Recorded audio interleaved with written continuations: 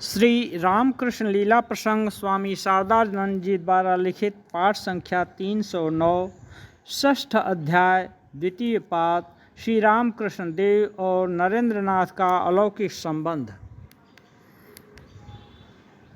नरेंद्रनाथ के महत्व के संबंध में श्री रामकृष्ण देव की वाणी। नरेंद्रनाथ का पवित्र हृदय मन सदैव उच्च भावों का आश्रय लेकर ही कार्य में अग्रसर होता है।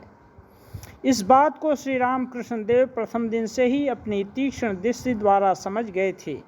इसीलिए नरेंद्र के साथ उनका दैनिक व्यवहार अन्य प्रकार का होता दिखाई पड़ता था। भगवत भक्ति में किसी प्रकार की हानि न होने पाए, इसी उद्देश्य से श्री रामकृष्ण देव आहार विहार शयन निद्रा जब ध्यान आदि सभी विषयों में स्वयं नियम पालन करते हुए अपने भक्तों को भी सदैव वैसा ही करने के लिए उत्साहित करते थे। फिर वे ही सबके सामने निसंकोच यह बात भी बारंबार स्पष्ट रूप से कहा करते थे। नरेंद्र यदि उन नियमों का कभी उल्लंघन भी करे तो उसे कुछ भी दोष नहीं लगेगा। नरेंद्र नित्य सिद्ध है, नरेंद्र ध्यान सिद्ध है। नरेंद्र के भीतर सदा ज्ञानाग्नि प्रज्वलित रहकर सब प्रकार के भोजन दोष को भस्मीभूत कर देती है। इस कारण यत्र तत्र जो कुछ भी वह क्यों न खाए, उसका मन कभी कलुषित या विक्षिप्त नहीं होगा। ज्ञान रूप खड्ग से वह समस्त माया बंधनों को काट डालता है, इसलिए महामाया उसे किसी प्रकार वश में नहीं ला सकती। नरेंद्रनाथ के संबंध में श्री रामकृष्ण देव के श्रीमुख से इस प्रकार की अनेक बातें सुनकर हम विस्मय सागर में मग्न हो जाते हैं। मारवाड़ी भक्तों की लाई हुई खाद्य वस्तुएं नरेंद्र को देना।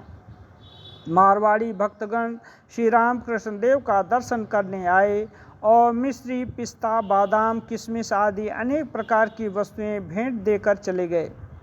श्री रामकृष्ण देव ने उनमें से कुछ भी स्वयं ग्रहण नहीं किया, सम्मुख उपस्थित किसी भक्त को भी नहीं दिया और कहा, वे यानी मारवाड़ी लोग निष्काम भाव से दान करना नहीं जानते।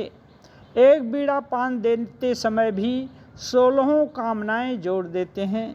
इस प्रकार सकाम दाता का अन्न खाने से भक्ति की हानि होती है। अतः यहाँ प्रश्न उठा, फिर इन चीज़ों का क्या होगा? उन्होंने कहा, जा नरेंद्र को जाकर दे आ, उसके खाने पर भी उसे कोई हानि न होगी। निषिद्ध भोजन से नरेंद्रनाथ की भक्ति नहीं घटेगी। नरेंद्र एक दिन होटल में खाए और आकर श्री रामकृष्ण देव से उन्होंने कहा, महाराज, आज एक होटल में साधारण लोग जिसे निषिद्ध कहते हैं वह खा आया हूँ। श्री रामकृष्ण देव ने देखा, नरेंद्र बहादुरी दिखाने के लिए वैसी बात नहीं कह रहा है, बल्कि उसने वैसा काम किया है, यह जानकर उसे स्पर्श करने या घर का लोटा घड़ा आदि का व्यवहार करने में यदि उन्हें आपत्ति हो तो पहले से ही सावधान कर देने के लिए वैसा कह रहा है। वैसा समझकर उन्होंने कहा, तुझे उसका दोष नहीं लगेगा। सुअर गाय खाकर भी यदि कोई भगवान में मन रखता है तो वह हविष्यान्न जैसा होता है, और साग भाजी खाकर यदि विषय भोग में डूबा रहे तो वह सुअर गाय खाने की अपेक्षा किसी अंश में कम नहीं। तूने निषिद्ध वस्तु खाई है, उससे तुझे कुछ भी बुरा मालूम नहीं हो रहा है, किंतु दूसरों को दिखाकर तूने निषिद्ध वस्तु खाई है, उससे मुझे कुछ भी बुरा नहीं मालूम हो रहा है, किंतु दूसरों को दिखाकर। इसमें से यदि कोई आकर यही बात कहता तो उसे मैं छू भी नहीं सकता। तूने निषिद्ध वस्तु खाई है, उससे मुझे कुछ भी बुरा मालूम नहीं हो रहा है, किंतु दूसरों को दिखाकर। इनमें से यदि कोई आकर यही बात कहता तो उसे मैं छू भी नहीं सकता। श्री रामकृष्ण देव के प्यार से नरेंद्रनाथ की उन्नति तथा आत्म विक्रय। इस प्रकार प्रथम दर्शन काल से ही नरेंद्रनाथ ने श्री राम कृष्ण देव से जैसे स्नेह और प्रशंसा पाई थी, उसी प्रकार सब विषयों में उन्होंने किस प्रकार स्वाधीनता पाई थी, यह पाठकों को समुचित रूप से समझाना हमारे लिए असंभव है। महानुभाव शिष्य की आंतरिक शक्ति का यहाँ तक सम्मान रखकर उसके साथ सब बातों का व्यवहार करना जगत गुरुओं के जीवन इतिहास में अन्यत्र कहीं भी दिखाई पड़ता है या नहीं, इसमें संदेह है। श्री राम कृष्ण देव अपने मन की सभी बातें नरेंद्रनाथ को बताए बिना निश्चिंत नहीं हो सकते थे। हर विषय में उनका मत लेना चाहते थे। उनके साथ तर्क वितर्क कराकर समीपागत व्यक्तियों की बुद्धि और विश्वास बल की परीक्षा लेते थे और अच्छी तरह परीक्षा किए बिना किसी विषय को सत्य रूप से मान लेने के लिए नरेंद्र को कभी अनुरोध नहीं करते थे।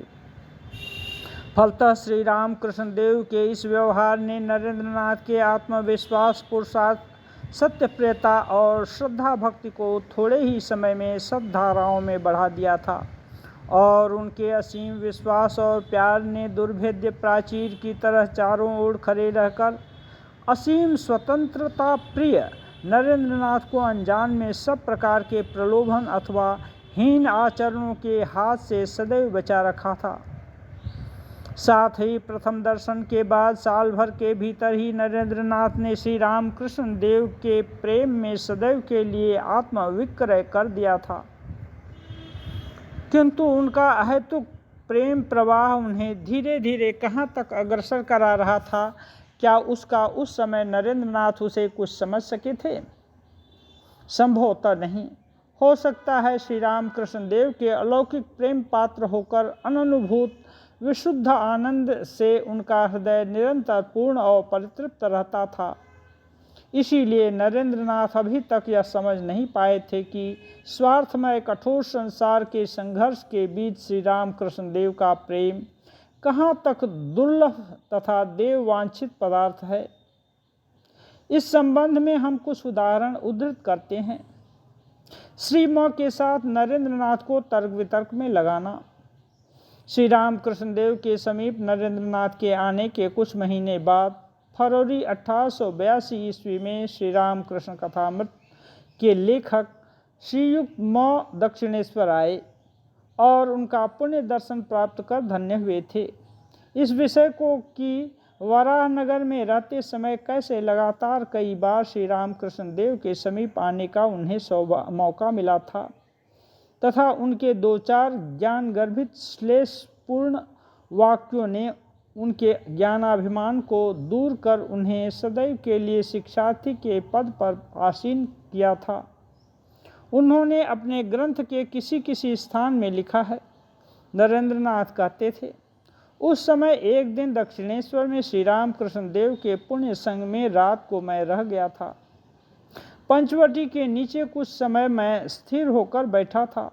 इतने में वे एकाएक वहां उपस्थित हुए और मेरा हाथ पकड़कर हंसते हुए बोले, आज तेरी विद्या बुद्धि का पता चल जाएगा। तू तो कुल 2.5 पास है, आज 3.5 पास वाला एक मास्टर आया है, चल उससे तू बात करना। लाचार होकर उनके साथ जाना पड़ा। उनके कमरे में श्रीमा से परिचय होने के अनंतर विविध विषयों पर वार्तालाप आरंभ हुआ। इस प्रकार हम दोनों को बातचीत में लगाकर श्री राम कृष्ण देव चुपचाप हमारा वार्तालाप सुनने तथा हमारे ऊपर ध्यान रखने लगे।